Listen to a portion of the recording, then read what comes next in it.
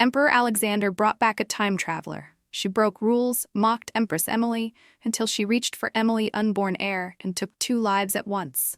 While she clawed for the emperor's love, we, Victoria, Grace, and I, Claire, prepared to take back everything stolen from our empress. Chapter 01. Empress Emily is hemorrhaging. I rose from before the idol and hurried to Ruixiang Palace. Palace maids went in and out with basins. The water was clear going in and scarlet coming out. The reek of blood shrouded all of Ruixiang Palace. I rolled the beads between my fingers and prayed again and again that Empress Emily would be safe. Noble consort Victoria arrives. Consort Grace arrives. Their hair was in disarray. Clearly they had rushed over the moment they heard. What happened? How could Sister Emily suddenly hemorrhage? How is she now? I pressed my lips together and shook my head. I didn't know either. Even though she was pregnant, Empress Emily was strong. There was no reason for a sudden premature labor and hemorrhage. Just yesterday, she'd been restless and had gone to the small kitchen to make us treats. I don't know how long passed before Empress Emily's personal maid Lily came out, knelt, and said hoarsely, "Her Majesty invites the ladies to enter." We 3 exchanged a glance, suppressed our dread, and followed Lily inside. Sweat had soaked the soft pillows. Empress Emily's face was ashen, her lips purple.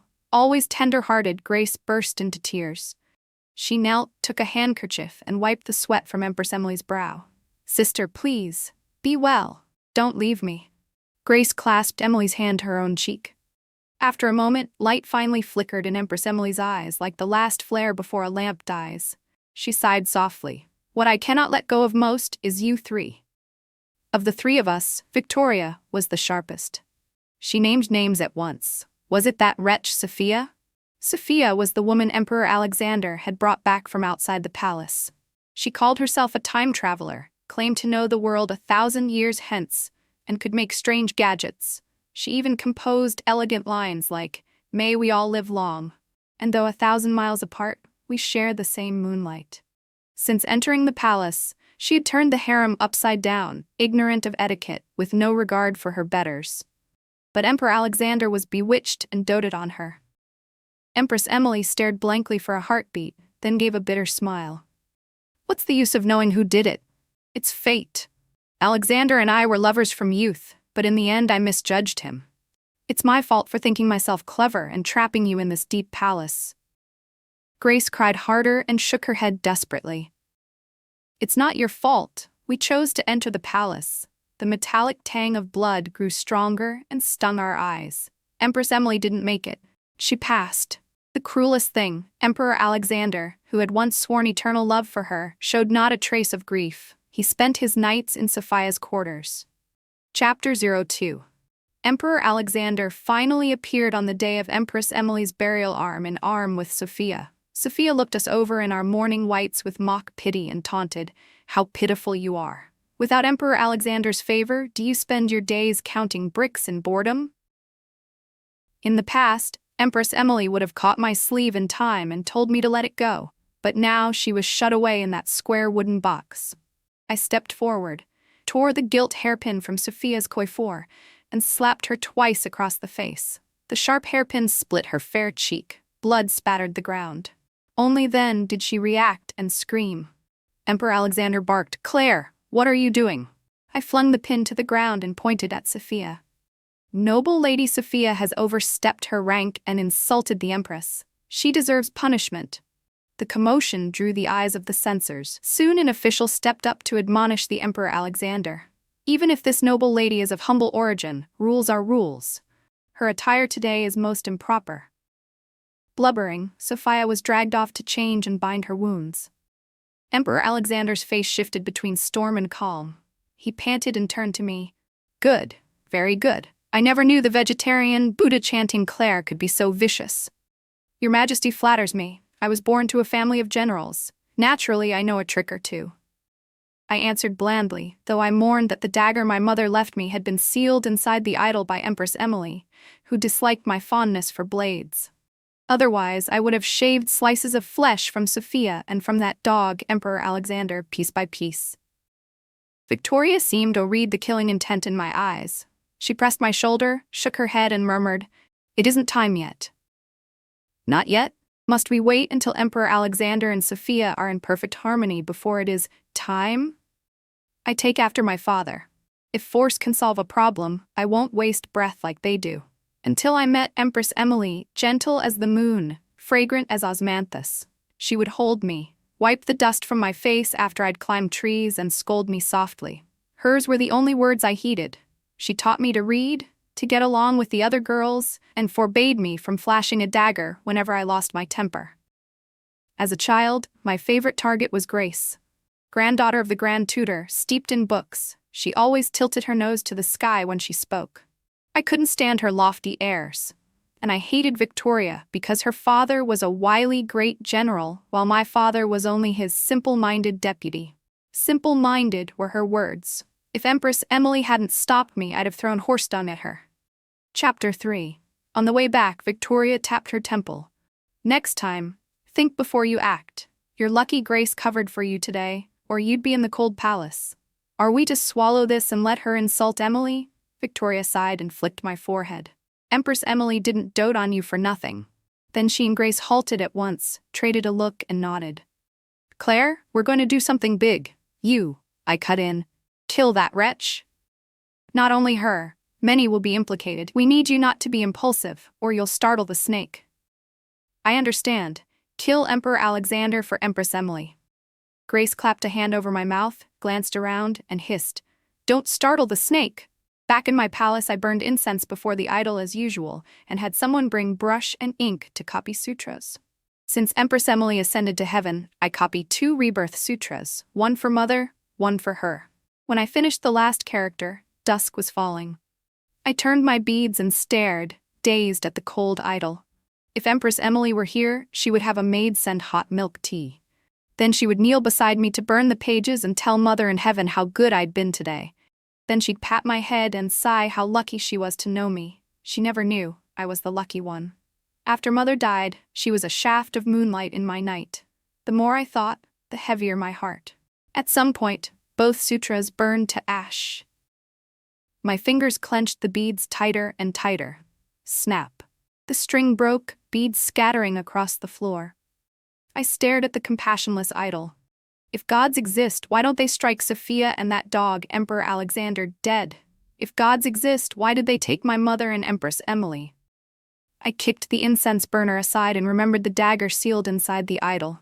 I heaved the idol up and smashed it to the floor. The sharp crack sent the maids outside into a flutter. Your ladyship, what happened? I'm fine, don't come in. Head bowed, I knelt amid the shards and searched for the dagger. My knees and palms throbbed with cuts. Blood smeared the holy idol. At last I found it. Chapter 04. Before dying, Empress Emily worried most for me, so she assigned her own maid Lily to my service. Lily bound my wounds with trembling hands. If Her Majesty knew, she would be angry. She stopped short, dropped to her knees. Forgive me, my lady, I spoke out of turn. I shook my head, helped her up, glanced at the clumsy wraps, and muttered, You bandage ugly. She used to tie 2 little bows, one for peace, one for joy. My lady, Emperor Alexander, and noble Lady Sophia are on their way here. I knew they were coming to make trouble. The dagger flashed between my fingers, spinning lithely. If only I'd brought my bow, I'd stand at the gate and pin the pair of them on one shaft. Before they arrived, Victoria did. She dropped into a soft chair with a book in hand. Seeing my dagger, she arched a brow. I thought you hadn't smuggled it into the palace. I also noticed the book in her hand wasn't a romance, it bore 4 bold characters. The Art of War. You're one to talk. Just then the announcements came. Emperor Alexander arrives. Noble Lady Sophia arrives. Sophia's cheek was swollen high. Even with a veil, you could see the damage. Emperor Alexander looked surprised to find Victoria with me so late. Night is deep. Why are you still here, my lady? The Empress has passed. Claire grieves and acted rashly today. I came to teach her. Victoria turned the military text face down on the table, letting its title show. Before I entered the palace, my father bade me take special care of young Claire and not let anyone bully her. Emperor Alexander's face went from blue to purple. Meeting Sophia's expectant gaze, he coughed awkwardly. In that case, I will not disturb your talk. He took Sophia and left. Victoria watched their retreating backs and snorted. Cunning flashed in her eyes like a 1,000-year fox. When they were gone, she drawled, "Learn this. That's the art of speaking. Your dagger can't kill them both at once." I began considering writing father to send my bow. Chapter 5. Emperor Alexander insisted on making Sophia empress. Court officials objected. How could an unvetted commoner woman bear the station of mother of the nation? Emperor Alexander slammed memorials to the floor. None can match Sophia's talent and charm. Soon after, a palace maid found a strip of cloth inside a fish's belly, bearing the words, "Sophia as Empress, an age of peace." Rumors swirled. People said noble Lady Sophia's rise was heaven's decree. Worse, some claimed the late Empress Emily had borne no heir, and there had been drought in the northwest, proof that her virtue had not matched her station, incurring heaven's wrath. I was livid and punished several gossiping servants.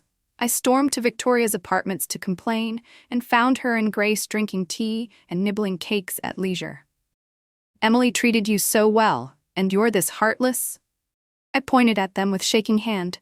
For the sake of our years together, I restrained myself.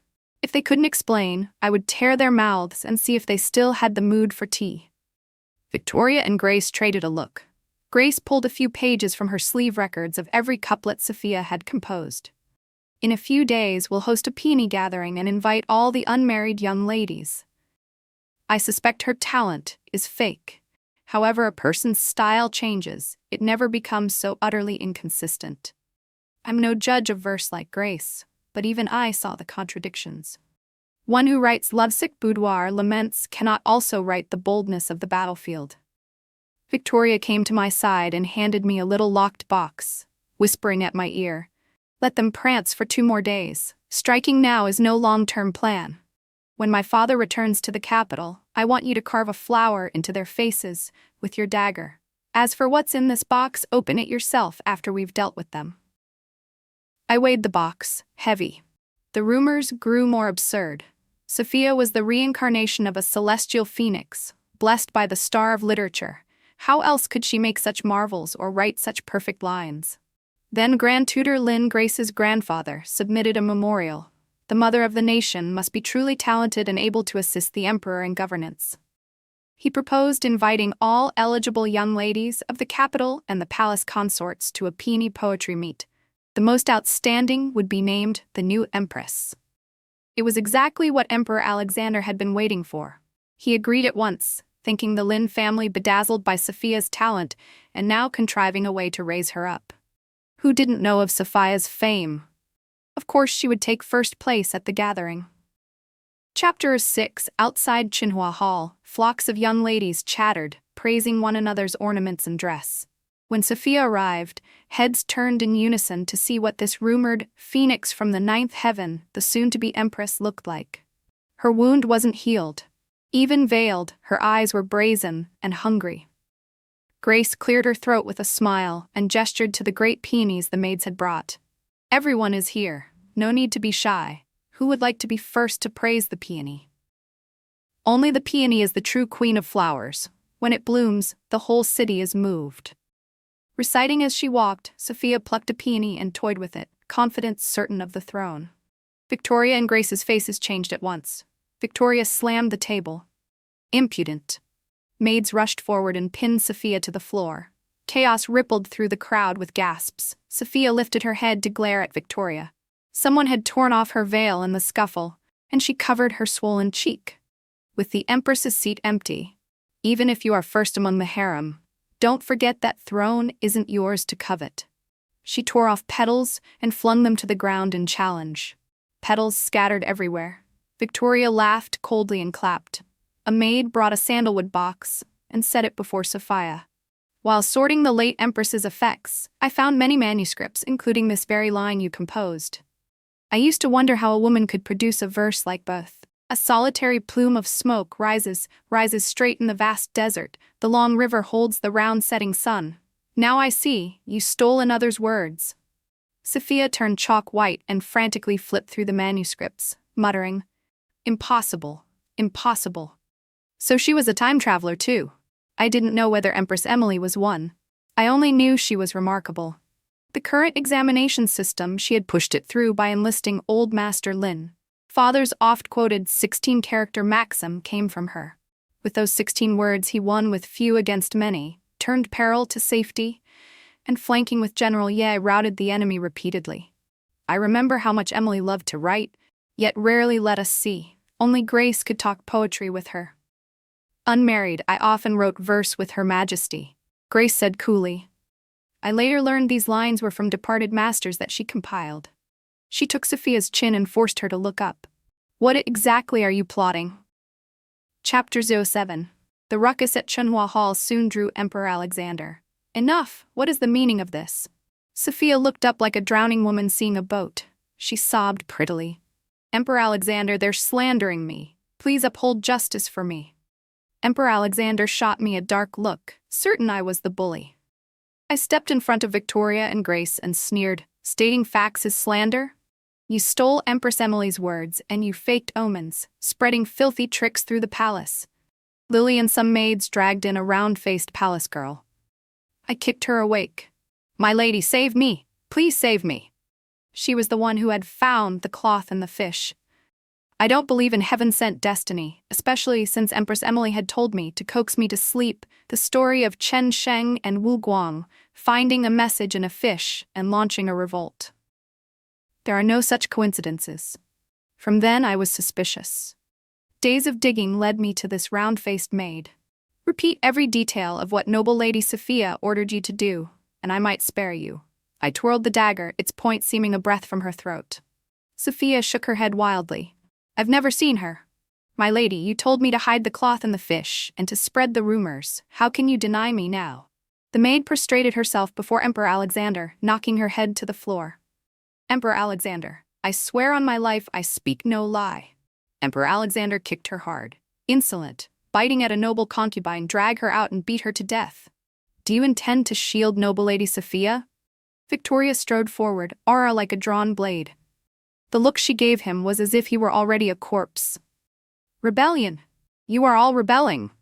Emperor Alexander instinctively backed behind Sophia. Guards! Guards! What are you afraid of? Victoria advanced like a hunting cat. When you lay with noble Lady Sophia, did you think of the Empress and her child? Noble Lady Sophia, you killed the Empress. Do you wake at midnight in fear? I hear you don't dare sleep without a candle. Chapter 08. At those words, Sophia broke. She clapped her hands over her ears and shrieked. She was weak. She couldn't keep herself or her child. Your youthful bond with the Empress was a joke, Grace said.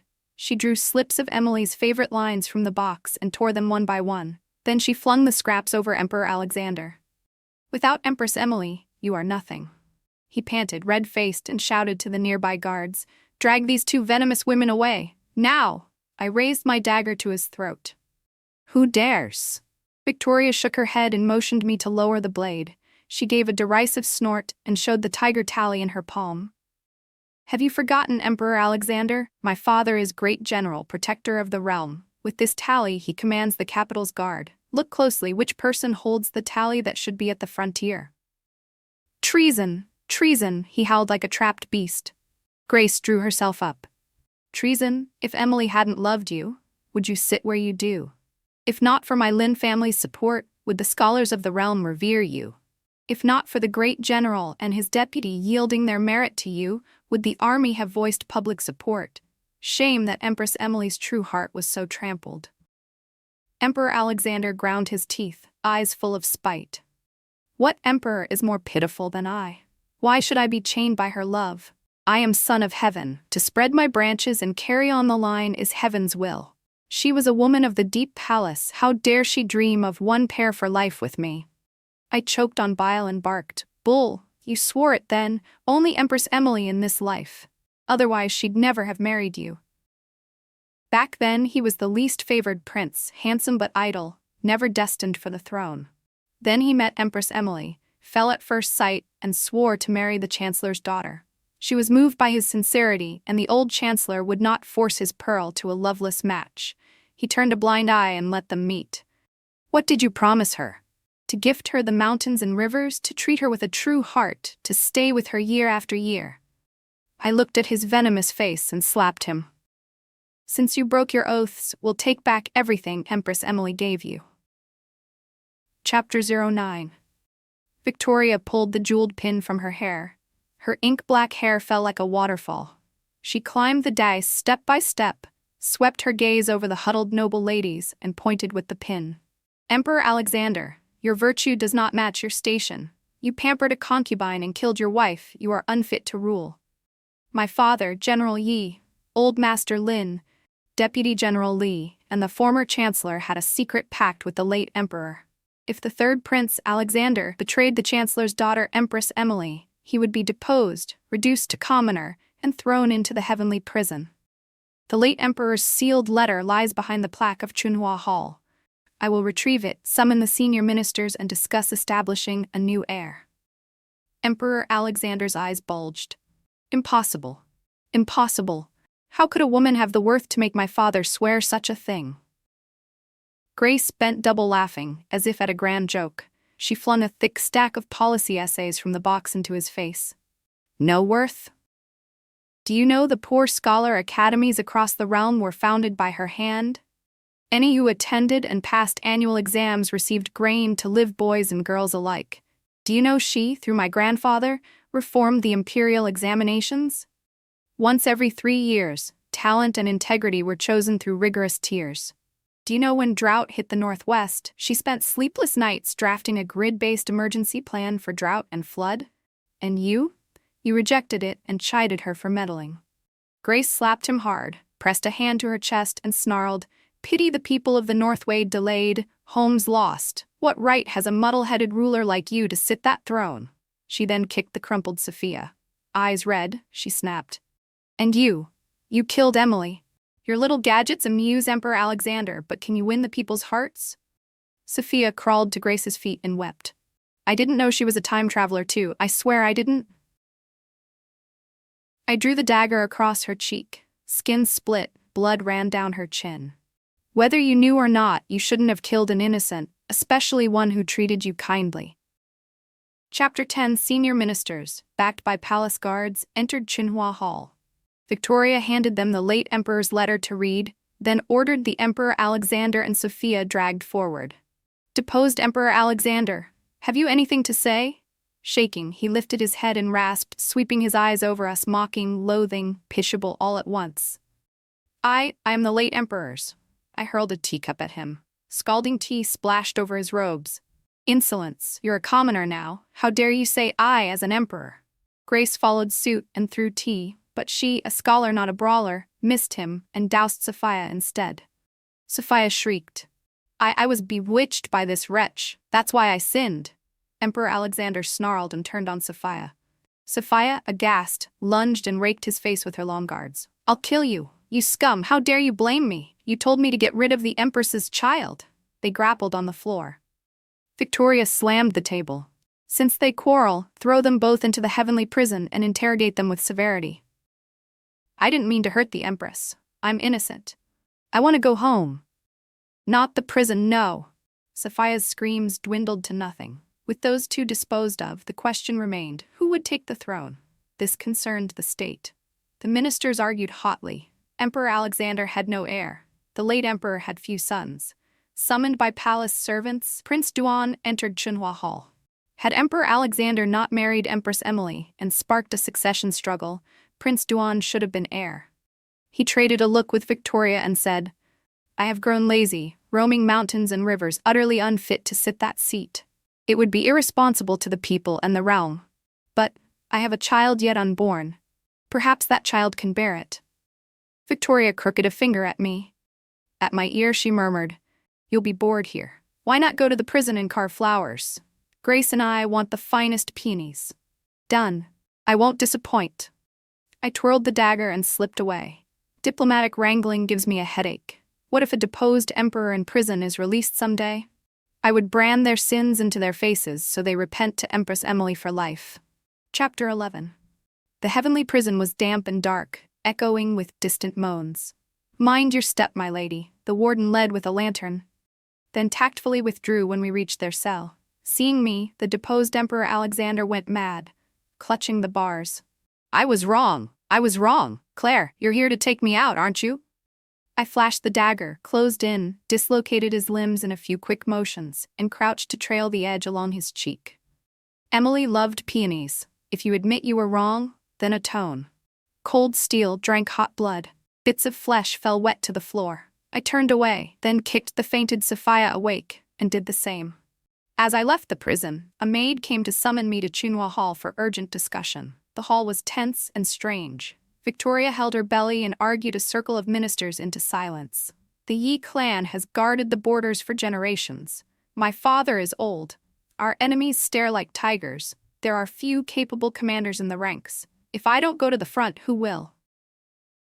But my lady, for the sake of the heir you carry. If the child cannot endure this, how can it be my child? I stood stunned. Victoria was pregnant? Grace whispered at my ear. Elder sister Victoria carries Prince Duan's child. She insists on the war front talk sense into her. Pregnant and going to war madness. I strode up, looked at her with the same disdain she'd once shown me, and said, I'll go in your stead, you rest, we'll talk after the birth. Deal, put it in writing. Her maid brought brush and paper. In black and white we wrote it clear. I would take the field until Victoria bore the child. Afterward she'd hold the frontier while father and I held the capital. Fingerprints pressed, I felt something amiss, yet couldn't say what. As I set out for the border, I remembered the little box she'd given me. Inside lay the imperial seal, and beneath it a letter from Victoria. I crushed the letter in my fist. Veins jumped on my brow. Victoria, you schemed me again. She asked me and Grace to raise her child to teach Marshall by me, letters by Grace.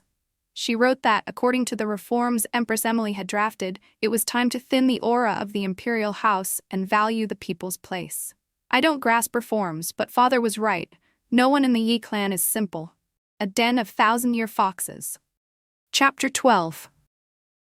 A year later, father and I returned to the capital. I heard Victoria had delivered a girl. By precedent, she should be named Crown Princess to hold the realm's affairs. But she refused, said that over the year, with ministers deliberating together, problems were solved and the people benefited. Even without a monarch, the state ran well. Her daughter could serve as a spiritual mascot. I remembered Empress Emily's reform plan. The imperial family as a symbol. Decisions for the realm made collectively by the ministers. There was softer warmth between Victoria's brows, now a mother's gentleness. She looked me up and down, smiling. It seems the border winds weren't harsh. You're fairer than you were in the capital. Nonsense. When the state is strong, enemies don't dare invade. Pride flickered in my eyes. This year, grain was ample, the people united, and often brought jerky to the camps for the soldiers. You should thank Grace, she said. She rooted out the graft Emperor Alexander left in the court. Only then did the treasury's silver truly reach the people. Grace? Yes, she's now an elder of the National Assembly. She has mastered and expanded Empress Emily's reform plan. I felt respect for the girl in my memory who only cried and flared her nostrils. She had read through that mountain of reform papers. I got a headache at a glance. Victoria tapped my forehead, reading my mind. Don't force yourself. Keeping your heart true is rarest. I didn't dare tap her back. Instead, I pinched the princess's cheek and asked, Must you guard the frontier? You and I are destined to part. Your nature is straightforward. The capital suits you. Grace is sensitive and meticulous. I fear if I stayed here, we would clash in policy and drift apart. She sighed and rubbed my hair. The new measures aren't yet stable. Frontier and capital are both vital. I trust you most. Only you are fit to hold the capital, and I must hold the frontier. In her, I glimpsed Emily's shadow, and my throat tightened. Elder sister Victoria. I hugged her and wept. If only we had never had to grow up. Yes, Empress Emily would still be here. So this is how heavy adulthood is. Who knew Empress Emily had carried so much for so long? Chapter 13. 10 years later, an age of peace. The people live and work in contentment. I led my horse through the streets, listening to the hawkers. 10-year birthday of the princess store-wide sale. To celebrate the princess's birthday, buy one, get one.